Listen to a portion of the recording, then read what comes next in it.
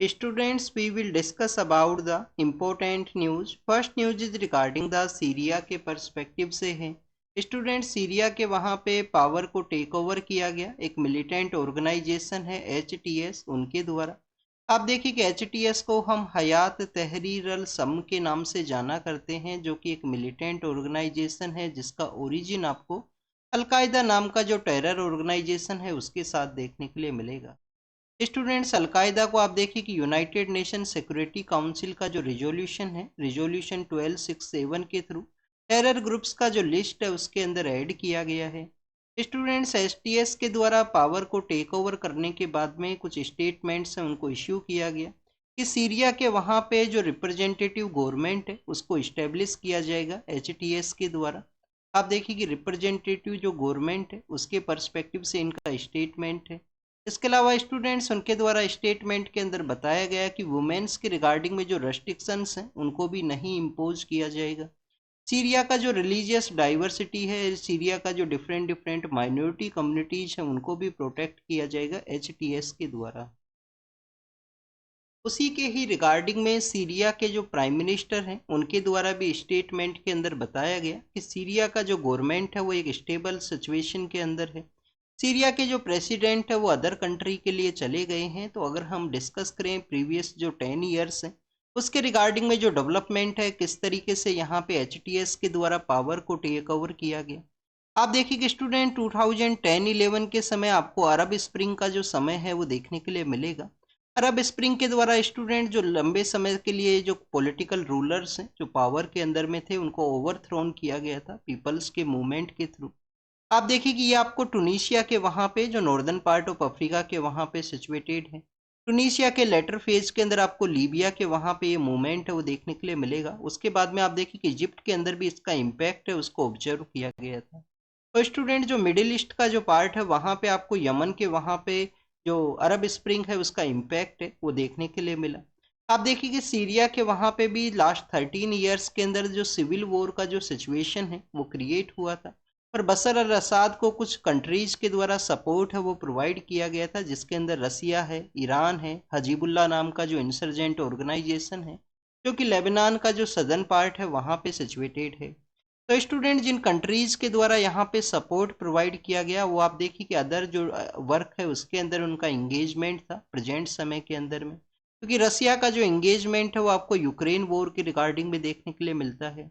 आप देखिए कि ईरान और इजराइल का जो कन्फ्लिक्ट है उसकी वजह से ईरान का जो मिडिल ईस्ट के काफ़ी सारे जो कंट्रीज हैं उसके अंदर में आप देखिए कि उनके इंटरेस्ट का जो सर्विंग का जो पर्पज है उसके रिगार्डिंग में उनका जो इंगेजमेंट है वो आपको देखने के लिए मिलेगा। हजीबुल्ला का अगर हम डिस्कस करें तो स्टूडेंट्स, हजीबुल्ला एंड इजराइल का जो कन्फ्लिक्ट है उसकी वजह से वहाँ पे इंगेजमेंट है। तो इस तरीके से बशर अल असद को जो सिक्योरिटी का जो सपोर्ट है वो नहीं प्रोवाइड किया गया कंप्लीटली जिस तरीके से उनका डिमांड था। HTS के अगर हम प्रेजेंस के बारे में डिस्कस करें, जो आप देखिए कि north western part of Syria का जो नॉर्थ वेस्टर्न पार्ट है वहाँ पे इनका एक प्रोविंस का एरिया है, इदबिल नाम का एक प्रोविंस, वहाँ पे इनका प्रेजेंस हुआ करता था। इनके द्वारा मूवमेंट को यहाँ पे कैरी आउट किया गया। आप देखिए कि उसके बाद में इनको सपोर्ट है, अदर कंट्रीज के द्वारा जो सपोर्ट है वो भी प्रोवाइड किया गया। बशर अल असद का जो आप देखिए कि कंप्लीटली जो एक्सटर्नल सपोर्ट के ऊपर डिपेंड होना, उनका जो जो यहाँ पे अगर हम बात करें डिफेंस फोर्सेज का वेल वे के अंदर ऑर्गेनाइज ना होना, ये कुछ ऐसे रीजंस हैं जिसकी वजह से इस ग्रुप के द्वारा वहाँ पे पावर है उसको टेक ओवर किया गया। नेक्स्ट अगर हम डिस्कस करें स्टूडेंट्स इजराइल के द्वारा भी, क्योंकि आप देखिए कि इजराइल का भी कुछ एरिया है वो शेयर होता है सीरिया के साथ में। तो इजराइल के द्वारा वहाँ पे जो एयर स्ट्राइक है उसको कैरी किया गया है। सीरिया का जो हाईएस्ट पीक का जो एरिया है, सीरिया का एक हाईएस्ट पीक है जो स्ट्रेटजिक सिक्योरिटी के पर्सपेक्टिव से इजराइल के लिए इम्पोर्टेंट है, क्योंकि आप देखिए कि हजीबुल्ला है उसको भी कंट्रोल किया जा सकता है उस पीक के वहाँ से। तो स्टूडेंट्स, उस पीक का नाम है पीक हेरमोन। पीक हेरमोन, ये आपको जरूर से पता होना चाहिए। आप देखिए कि स्टूडेंट्स इस पीक को यहाँ पे कंट्रोल किया गया है इजराइल के द्वारा, जो कि सीरिया के अंदर सिचुएटेड है। गोलन हाइट्स के रिगार्डिंग में एक आपको एग्रीमेंट भी देखने के लिए मिलेगा, जो बेसिकली बफर जोन क्रिएट किया गया था गोलन हाइट्स का जो डिस्प्यूट है उसके पर्सपेक्टिव से, जहाँ पे भी UN का जो पीस कीपिंग फोर्सेज है वो सिचुएटेड है। जो बफर जोन का एरिया है उसको भी आप देखिए कि कंट्रोल किया गया इजराइल के द्वारा इस सिचुएशन के अंदर में। तो स्टूडेंट्स ये इजराइल है, सीरिया है, उसके पर्सपेक्टिव से हमने डिस्कस किया। इसका जो लोकेशन है आप जरूर से देखना आपके एटलास के अंदर में। कल भी हमने न्यूज़पेपर डिस्कशन के अंदर सीरिया के जो नाइबर कंट्रीज हैं उसके पर्सपेक्टिव से डिस्कस किया था। स्टूडेंट सीरिया के वहाँ पे आप देखिए कि जो कुर्द नाम का जो रिलीजियस एक माइनॉरिटी है, जो माइनॉरिटी कम्युनिटी है सीरिया के वहाँ पे, उनका एक ऑटोनोमस रीजन आपको देखने के लिए मिलता है। तो उनका जो ऑटोनोमस रीजन है जो कि आपको नॉर्थ ईस्टर्न पार्ट के अंदर सिचुएटेड है, उसको किस नाम से जाना करते हैं, ये उस प्रोविंस का जो नेम है वो आप जरूर से एक बार रीड करना गूगल करके अगर आपको नहीं पता है तो। नेक्स्ट अगर हम बात करें स्टूडेंट्स, इंडिया के जो फॉरेन सेक्रेटरी हैं उनके द्वारा बांग्लादेश के विजिट के लिए गए। आप देखिए कि उनके द्वारा हमारी गवर्नमेंट के जो कंसर्न्स है वहाँ पे माइनॉरिटीज़ का जो सेफ्टी है, उनका वेलफेयर है, उसके रिगार्डिंग में जो कंसर्न्स है उसको रेज किया गया। बांग्लादेश के जो केयर टेकर जो वहाँ पे जो पर्सन है उनसे भी, जो मोहम्मद यूनिस साहब हैं, नोबल ल्यूरेट हैं, आप देखिए कि माइक्रो फाइनेंस के रिगार्डिंग में उनका जो वर्क है वो काफ़ी ज़्यादा इम्पोर्टेंट है। बट कंटिन्यूस वहाँ पे जो रिलीजियस माइनॉरिटीज उनके अगेंस्ट में जो अटैक है, रिलीजियस जो लीडर्स है माइनॉरिटी कम्युनिटी के, उनके रिगार्डिंग में आप देखिए कि आपको अरेस्ट एंड डिफरेंट डिफरेंट जो प्रोसेस हैं वो देखने के लिए मिलेंगे। स्टूडेंट्स वहाँ पे आप देखिए कि जो केयर टेकर पर्सन है उनके द्वारा सार्क का जो रिवाइवल है उसके बारे में भी डिस्कस किया गया। क्योंकि आप देखिए कि जो 9 दिसंबर का जो डे है 1985 के समय में 9 दिसंबर को ही जो सार्क है उसको इस्टेब्लिश किया गया था। स्टूडेंट सार्क को जब इस्टेब्लिश किया गया तो आप देखिए कि उसके अंदर 7 कंट्रीज मेंबर हुआ करते थे। अफगानिस्तान को फिर 2006 के समय एज ए मेंबर के रूप से ऐड किया गया था 2006 के समय में। स्टूडेंट सार्क का जो आपको फंक्शनलिटी है वो नहीं देखने के लिए मिलेगा इंडिया और पाकिस्तान के डिस्प्यूट की वजह से। इंडिया के द्वारा काफ़ी बार प्रपोज किया जाता है कि सार्क माइनस पाकिस्तान, पाकिस्तान के रिमूवल के अलावा जो अदर कंट्रीज हैं सार्क के उनका इंगेजमेंट हो।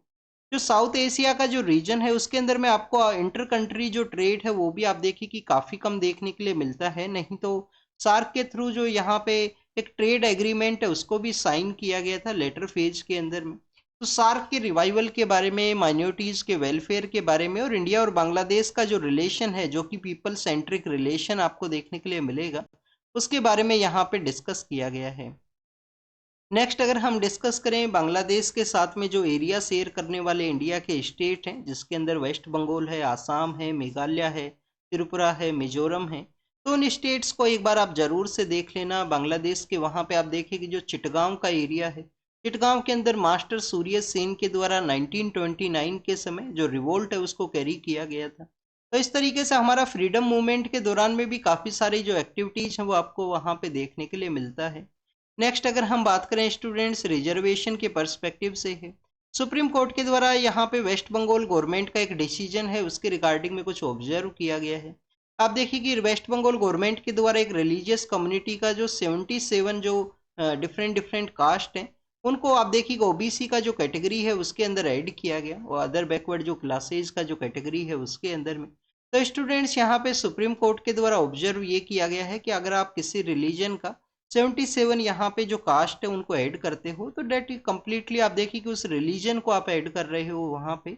तो स्टूडेंट्स सुप्रीम कोर्ट के द्वारा ऑब्जर्व ये किया गया कि रिजर्वेशन जो है वो कास्ट के बेसिस पे ग्रांट किया गया था कि कुछ ऐसी कम्युनिटीज हैं जिनका प्रॉपर रिप्रेजेंटेशन नहीं था, उनको मेन स्ट्रीम में ऐड करने के रिगार्डिंग में एम्प्लॉयमेंट एंड एजुकेशन के अंदर कुछ यहाँ पे जो अपॉर्चुनिटी है, कुछ रिलैक्सेशन है वो प्रोवाइड किया जाए। तो आप देखिए कि सुप्रीम कोर्ट के द्वारा ऑब्जर्व किया गया है कि इस तरीके से जो मेजर कास्ट को ऐड किया जाएगा डेट मीन्स कम्प्लीटली रिलीजन को ऐड कर दिया गया है। तो वो जो कम्प्लीटली जो रिलीजन का जो कॉन्सेप्ट है वो हमारे कॉन्स्टिट्यूशन के अंदर नहीं है, रिजर्वेशन कास्ट के बेसिस पे प्रोवाइड किया गया है। आप देखिए कि जो डिसेबल पर्सनस है उनको भी रिजर्वेशन है, कास्ट के अलावा डिसेबल पर्सनस को भी रिजर्वेशन है। नेक्स्ट अगर हम बात करें स्टूडेंट्स, यहाँ पे यूनियन गवर्नमेंट के द्वारा डिसीजन लिया गया, जो हमारे रिजर्व बैंक ऑफ इंडिया है उनके जो न्यू गवर्नर हैं उनको अपॉइंट किया गया है। न्यू गवर्नर आप देखिए कि राजस्थान कैडर के आईएएस ऑफिसर हैं, प्रेजेंट समय में रेवेन्यू सेक्रेटरी हैं। हमारे जो प्रेजेंट समय में आरबीआई के जो गवर्नर हैं वो भी आप देखिए कि फाइनेंस डिपार्टमेंट के अंदर वो भी सेक्रेटरी हुआ करते थे डिमोनेटाइजेशन के समय में, जिनको कि लेटर फेज के अंदर में जो आरबीआई गवर्नर के रूप से अपॉइंट किया गया था गवर्नमेंट के द्वारा। नेक्स्ट अगर हम बात करें स्टूडेंट्स आरबीआई का जो इस्टेब्लिशमेंट है, क्या आरबीआई का जो इस्टेब्लिशमेंट है वो आपको गवर्नमेंट ऑफ इंडिया एक्ट 1935 के थ्रू देखने के लिए मिलता है? क्या गवर्नमेंट ऑफ इंडिया एक्ट 1935 के थ्रू है? कौन सा कमीशन है उसके बाद में आरबीआई को स्टेब्लिश किया गया था? हिल्टन जो कमीशन है, क्या उसके रिकमेंडेशन के बाद में आरबीआई का स्टेब्लिशमेंट था? तो ये आपके लिए होमवर्क है, doctor B R Ambedkar sir का क्या कंट्रीब्यूशन है आरबीआई के स्टेब्लिशमेंट के रिगार्डिंग में, तो आप कमेंट सेक्शन के अंदर जरूर से बताना। ये आपका होमवर्क है। एक तो आपको कमीशन बताना है, किस कमीशन के रिकमेंडेशन के बाद में, और क्या doctor B R Ambedkar sir का भी कंट्रीब्यूशन है उसके रिगार्डिंग में। नेक्स्ट अगर हम डिस्कस करें स्टूडेंट्स, यूएनसीसीडी का जो मीटिंग है, आप देखिए कि यूनाइटेड नेशन का जो कन्वेंशन है कि कम्बैट करना है हमें डेजर्टिफिकेशन। तो यूएनसीसीडी का जो कोप है, कॉन्फ्रेंस ऑफ पार्टीज है, उसका 16 मीटिंग आप देखिए कि सऊदी अरेबिया के वहाँ पे ऑर्गेनाइज है। सऊदी अरेबिया का उस मीटिंग के अंदर में डिस्कस किया गया है कि जो लैंड का जो डिग्रेडेशन है उसको रीस्टोर किस तरीके से किया जाए। आप देखिए कि लैंड डिग्रेडेशन का जो न्यूट्रलिटी है उसको हमें अचीव करना है। 2030 का जो ईयर है वो रखा गया है जे, आप देखिए कि ये टारगेट ईयर के रूप से कुछ लैंड यहाँ पे डिसाइड किया गया। 1.5 बिलियन हेक्टेयर लैंड है जो कि यहाँ पे यूएनसीसीडी की कोप के अंदर डिसाइड हुआ था, जिसको कि आप देखिए कि बेसिकली जो न्यूट्रलिटी है वो वहाँ पे अचीव करना है, उसको रीस्टोर करना है लैंड को। अगर हम बात करें स्टूडेंट्स इंडिया का जो लैंड रिस्टोरेशन का जो टारगेट है उसके पर्सपेक्टिव से, तो आप देखिए कि अर्लियर फेज के अंदर 21 मिलियन हेक्टेयर है वो लैंड हुआ करता था इंडिया का टारगेट, जिसको कि कॉप 14 का जब मीटिंग हुआ था यूएनसीसीडी का, तो उस समय उसको इंक्रीज करते हुए 26 मिलियन हेक्टेयर है वो इंडिया के द्वारा किया गया। लैंड रिस्टोरेशन के पर्सपेक्टिव से अगर हम डिस्कस करें तो आप देखिए कि गुजरात के वहाँ पे बन्नी ग्रास लैंड एक ऐसा कॉन्सेप्ट है जो मालधारी ट्राइब के द्वारा कैरी आउट किया जाता है। तो आप देखिए कि बन्नी ग्रास लैंड है one of the good initiative है लैंड रिस्टोरेशन के रिगार्डिंग में। जो ड्राई लैंड है, जो डेजर्ट लैंड है, उसको रिस्टोर करना one of the difficult task है, उसको भी ऑब्जर्व किया गया है। स्कोप 16 का जो मीटिंग है यूएनसीसीडी के वहाँ पे। अब आप देखिए कि हमारे क्लाइमेट के ये जो अर्थ समिट के जो प्रोडक्ट्स हैं उनका जो कोप है उनकी मीटिंग के बारे में डिस्कस करेंगे। 92 के समय अर्थ समिट है वो ऑर्गेनाइज हुआ। अर्थ समिट के 3 प्रोडक्ट्स आपको देखने के लिए मिलते हैं, क्लाइमेट चेंज के रिगार्डिंग में है, जिसको कि आप देखिए कि हम यूएनएफ ट्रिपल सी के नाम से जाना करते हैं। यूएनएफ ट्रिपल सी का कौन सा कोप हुआ है अभी? कॉन्फ्रेंस ऑफ पार्टी 29 कहाँ पे हुआ है स्टूडेंट्स? अजरबैजान का जो कैपिटल है बाकू, वहाँ पे। Students UNCBD, United Nation Convention for Biological Diversity, वो भी आप देखिए कि अर्थ समिट का एक प्रोडक्ट है, तो उसका कौन सा कोप ऑर्गेनाइज हुआ? कोप 16 है। कोप 16 कहाँ पे हुआ है स्टूडेंट्स? लैटिन अमेरिका का कंट्री है कोलंबिया, वहाँ पे जो कोप 16 है उसको ऑर्गेनाइज किया गया। तो आपको देखिए कि इन कोप्स का जो मीटिंग है उसके बारे में, उस कंट्री का जो लोकेशन है वो आपको जरूर से पता होना चाहिए। नेक्स्ट अगर हम बात करें स्टूडेंट्स यूएनसीसीडी के बारे में, United Nation Convention for combat desertification, उसका भी कोप 16 है वो ऑर्गेनाइज हुआ है। कहाँ पे? सऊदी अरेबिया का जो वहाँ एरिया है रियाद, वहाँ पे इसको ऑर्गेनाइज किया गया। नेक्स्ट आप देखिए कि मणिपुर के पर्सपेक्टिव से है। मणिपुर के वहाँ पे डिस्कस ये किया गया सुप्रीम कोर्ट के द्वारा कि जितना भी प्रॉपर्टी के अंदर डैमेज हुआ है वायलेंस से रिलेटेड, जो आप देखिए कि जो सिचुएशन है, उन सभी के रिगार्डिंग में जो डिटेल इन्फॉर्मेशन है सुप्रीम कोर्ट के अंदर प्रोवाइड किया जाए वहाँ पे जो अथॉरिटीज हैं उनके द्वारा। तो मणिपुर के पर्सपेक्टिव से है, मणिपुर कंटिन्यूस न्यूज के अंदर है। मणिपुर के रिलेटेड जितना भी इंफॉर्मेशन है, चाहे मणिपुरी डांस हो, चाहे वहाँ पे संकीर्तना का जो कॉन्सेप्ट है उसके बारे में हो, या मणिपुरी जो लैंग्वेज है, मणिपुरी लैंग्वेज को कौन से कॉन्स्टिट्यूशन अमेंडमेंट एक्ट के थ्रू जो शेड्यूल लैंग्वेज के रूप से ऐड किया गया था, तो ये सब जो बेसिक इन्फॉर्मेशन है वो आपको जरूर से पता होना चाहिए। कौन कौन सा हमारे वहाँ पे एरिया है, जो स्टेट है वो अपना एरिया शेयर करता है मणिपुर के वहाँ पे। मणिपुर को जो स्टेट हुड है वो कब दिया गया था? क्या 1971 के समय इसको स्टेट हुड दिया गया? 3 स्टेट्स हैं वो क्रिएट किए गए थे उस दौरान में हमारे नॉर्थ ईस्टर्न इंडिया के अंदर में। 2 स्टेट्स को यूनियन टेरिटरी बनाया गया था, जो बाद में 1987 के समय उनको स्टेट बनाया जाता है, जिसके अंदर आप देखिए कि कौन कौन से हैं। अरुणाचल प्रदेश है और आपको मिजोरम है। अरुणाचल और प्रदेश और मिजोरम को उस समय में यूनियन टेरिटरी बना दिया गया था, जिसको गोवा के साथ में फिर स्टेट हुड है वो ग्रांट किया गया 1987 के समय। नेक्स्ट अगर हम बात करें स्टूडेंट, टी का जो प्लांटेशन के जो वर्कर्स हैं, टी गार्डन्स के अंदर जो वर्क करने वाले जो पर्सन्स हैं, उनकी आप देखिए कि सिचुएशन के रिगार्डिंग में एक स्टैंडर्ड ऑपरेटिंग जो प्रोसीजर है उसको इम्प्लीमेंट किया जाए, तो उसी के रिगार्डिंग में डिस्कस किया गया है यहाँ पे वर्कर्स का जो यूनियन है उनके द्वारा। स्टूडेंट्स आप देखिएगा अप्रैल का जो मंथ है उस समय भी इस न्यूज़ को हमने डिस्कस किया था कि कैसे जो वेस्ट बंगाल के वहाँ पे जो नॉर्दर्न पार्ट के अंदर जो दोवार का जो रीजन है वहाँ पे जो टी गार्डन्स के अंदर वर्क करने वाले जो पर्सन्स हैं उनका जो सिचुएशन है वो काफ़ी ज़्यादा डिटोरेटिंग है, उनको प्रॉपर वे के अंदर वेज नहीं प्रोवाइड किया जाता। आप देखिए कि ओवर वर्किंग का जो कंडीशन है वो आपको देखने के लिए मिलता है। तो स्टूडेंट्स अगर हम टी गार्डन्स के पर्सपेक्टिव से डिस्कस करें तो हमारा जो फर्स्ट जीआई टैग है कंट्री के अंदर जो ज्योग्राफिकल इंडिकेशन का जो टैग दिया जाता है, तो आप देखिए कि दार्जिलिंग टी को आपको देखने के लिए मिलेगा। दार्जिलिंग का जो चाय है उसको दिया गया था। तो स्टूडेंट्स हमारा जो टी का जो प्लांटेशन है वो आपको जो तराई का जो रीजन है वेस्ट बंगाल का जो नॉर्दर्न पार्ट है, दार्जिलिंग का जो एरिया है जिसको काफ़ी बार गोरखा लैंड के नाम से भी जाना करते हैं, तो आप देखिए कि तराई का जो एरिया है, दोवार का जो एरिया है, वहाँ पे टी इन गार्डन्स का जो प्रेजेंस है वो आपको देखने के लिए मिलेगा।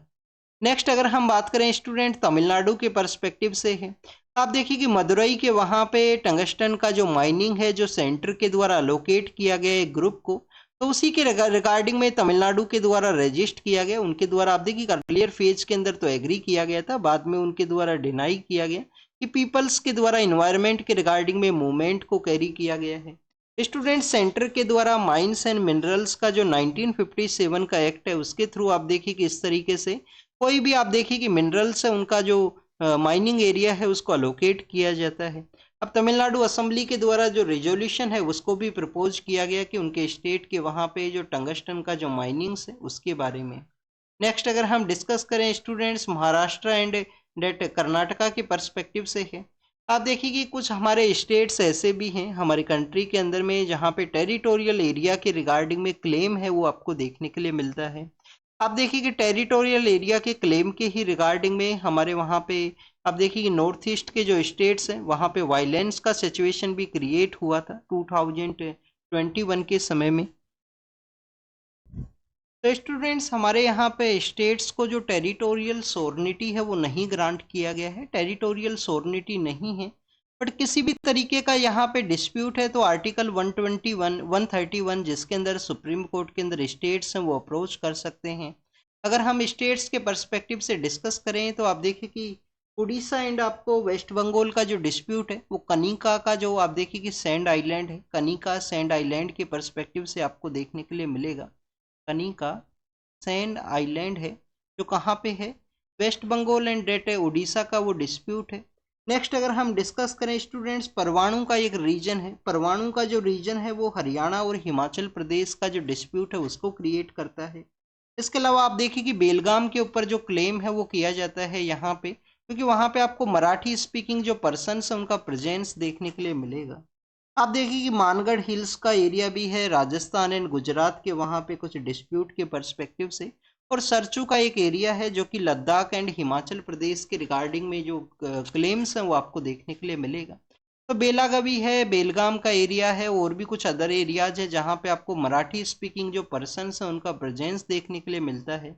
आप देखिए कि ये बेसिकली हमारा टेरिटोरियल एरियाज के क्लेम के बारे में है। वैसे टेरिटोरियल सॉवर्निटी है वो नहीं ग्रांट किया गया है स्टेट्स को, क्योंकि कंट्री का ओवरऑल सॉवर्निटी है सेंट्रल गवर्नमेंट के द्वारा किसी भी स्टेट के वहाँ से एरिया है उसको किसी भी तरीके से जो चेंज है वो कैरी आउट किया जा सकता है। प्लेसेज एंड वर्शिप एक्ट के रिगार्डिंग में अगर हम डिस्कस करें तो आप देखिए कि सुप्रीम कोर्ट के अंदर इसको चैलेंज किया गया। प्लेस ऑफ वर्शिप एक्ट है आप देखिए कि 1991 के समय का, 1991 के इस एक्ट के थ्रू में हमारा जो इंडिपेंडेंस का जो डेट है उसको आप देखिए कि यहाँ पे रिकॉग्नाइज किया गया, और जिस भी यहाँ पे जो रिलीजियस प्लेस है उसको वर्शिप किया जाता है उस एक्टिविटी को वहाँ पे फ्रीज किया गया। तो बेसिकली आप देखिए कि पर इसके रिगार्डिंग में भी कुछ एक्सेप्शन है। कुछ एक्सेप्शन यही है कि हमारे यहाँ पे जो राम जन्मभूमि का जो आप देखिए कि बाबरी मस्जिद एंड राम जन्मभूमि का जो डिस्प्यूट है वहाँ पे इस एक्ट का जो एप्लीकेशन है वो आपको नहीं देखने के लिए मिलेगा। कुछ ऐसी साइट्स जो कि आप देखिए कि हमारे यहाँ पे जो आर्कोलॉजिकल सर्वे ऑफ इंडिया के अंडर में एंशियंट मोन्यूमेंट एंड आर्कोलॉजिकल जो रिमेन्स एक्ट है, ancient monument and archaeological sites remains act है, उसके अंडर में जिन साइट्स को कवर किया गया है वहाँ पे भी आपको जो प्लेस ऑफ वर्शिप एक्ट है उसका एप्लीकेशन नहीं देखने के लिए मिलेगा। बट आप देखिए कि रिसेंट कुछ ईयर्स के अंदर में डिफरेंट डिफरेंट प्लेसेस के वहाँ पे इन्वेडर्स के द्वारा जो अटैक किया गया, उनके द्वारा जिन एंशंट प्लेसेस को डिस्ट्रॉय किया गया और वहाँ पे कुछ अदर जो रिलीजियस प्लेस है उसको आप देखिए कि कैरी किया गया है। तो उसके रिगार्डिंग में जो क्लेम्स हैं, जो लिटिगेशंस हैं, वो आपको देखने के लिए मिलती हैं। आप देखिए कि यहाँ पे जो एक्ट है वो एक्ट के द्वारा आर्टिकल 25 का जो वायलेट है उसके रिगार्डिंग में भी पेटिशन को फाइल किया गया कि एक्ट के द्वारा जो रिलीजियस प्रैक्टिस है, जो प्रोपोगेट ऑफ रिलीजन का जो राइट है हर एक पर्सन को, इंस्टीट्यूशंस के मैनेजमेंट का जो राइट है उसको ये वायलेट करता है। तो आप देखिए कि सुप्रीम कोर्ट के द्वारा इसको एग्जामिन किया जाएगा। इस एक्ट के अंडर में जो सेक्शन 2C है जिसके थ्रू आप देखिए कि जो रिलीजियस प्लेस है उसको डिफाइन किया गया है, प्रोहिबिट किया गया है कि उसका जो कन्वर्ट है वो नहीं किया जा सकता, और एक डेट भी यहाँ पे डिसाइड की गई है 15 अगस्त 1947 का, कि उसके बाद से जो कुछ एक्सेप्शन के अलावा जो साइट्स हैं उनकी रिगार्डिंग में यहाँ पे जो कन्वर्जन है उसको नहीं कैरी आउट किया जा सकता। नेक्स्ट अगर हम डिस्कस करें स्टूडेंट्स यहाँ पे फूड सिक्योरिटी के पर्सपेक्टिव से है। आप देखिए कि स्टूडेंट्स एनर्जी डिपेंडेंट वर्ल्ड के अंदर में फूड सिक्योरिटी एक इश्यू हो सकता है, किस तरीके से। तो स्टूडेंट्स यहाँ पे डिस्कस ये किया गया कि फूड सिक्योरिटी और एनर्जी का जो आप देखिए कि जो पॉवर्टी है, ग्लोबल स्टेबिलिटी को अगर हमें अचीव करना है तो यहाँ पे जो एनर्जी का जो पॉवर्टी है वो नहीं होना चाहिए, फूड का जो सिक्योरिटी है वो होना चाहिए, उसको यहाँ पे मेन टारगेट रखा गया।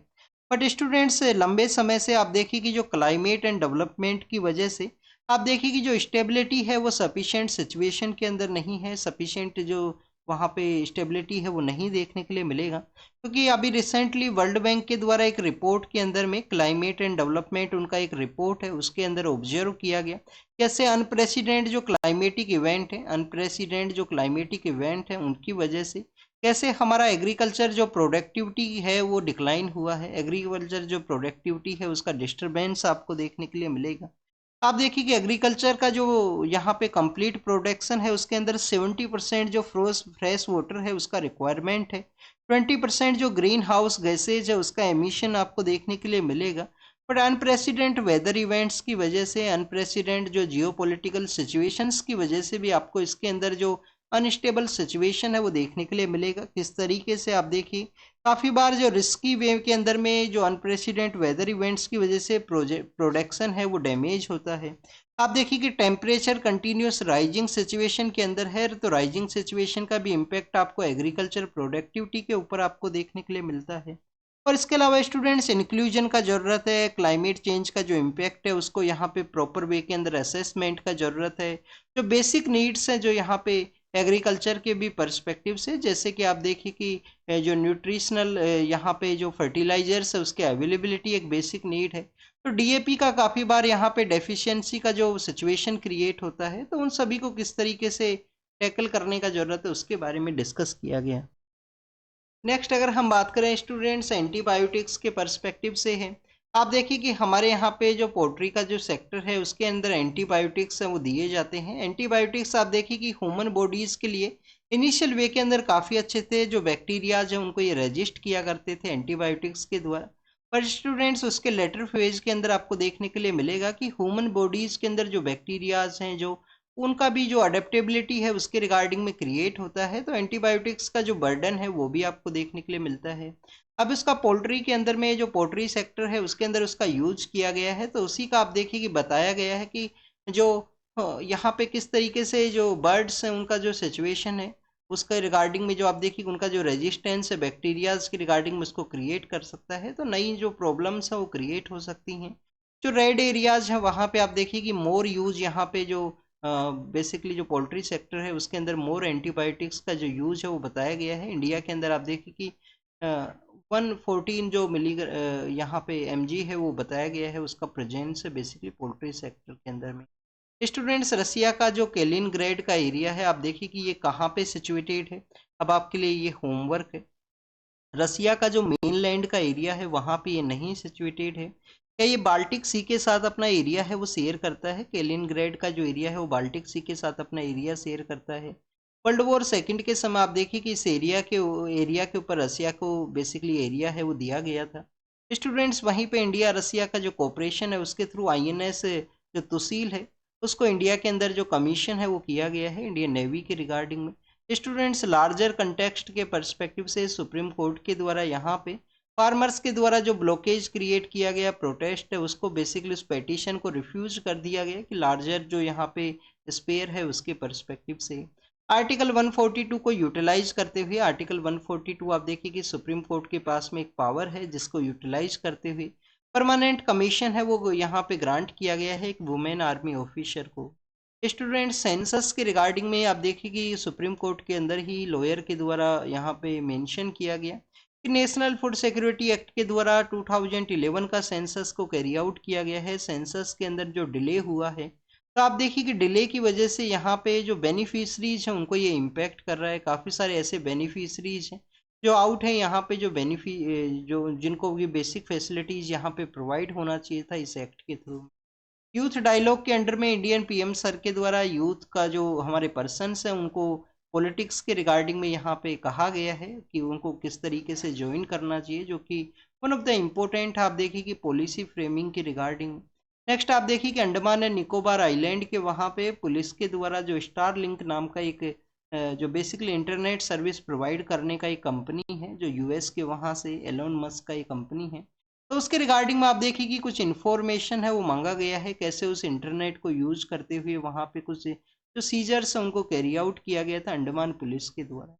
स्टूडेंट्स, इंडियन अमेरिकन जो कम्युनिटी के जो पर्सनस हैं उनके द्वारा जो बांग्लादेश के रिगार्डिंग में जो प्रोटेस्ट किया गया उसके बारे में यहाँ पे मेंशन है।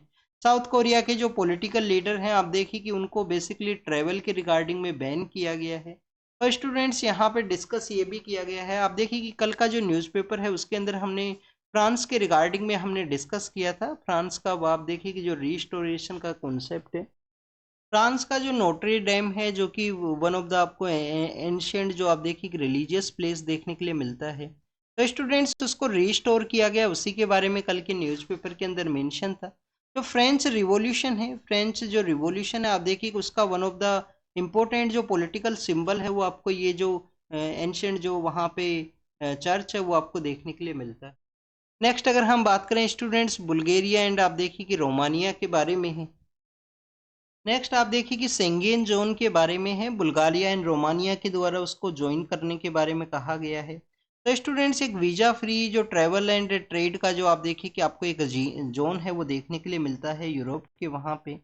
सेंगेन जोन के अंदर में आप देखिए कि 1985 के समय बेल्जियम है, फ्रांस है, जर्मनी है, लुक्जमबर्ग और नीदरलैंड, उन 5 कंट्रीज के द्वारा इसको इस्टेब्लिश किया गया था, जो कि वीज़ा फ्री एक आपको जोन है वो देखने के लिए मिलता है, ट्रैवल के पर्सपेक्टिव से भी, ट्रेड के पर्सपेक्टिव से भी।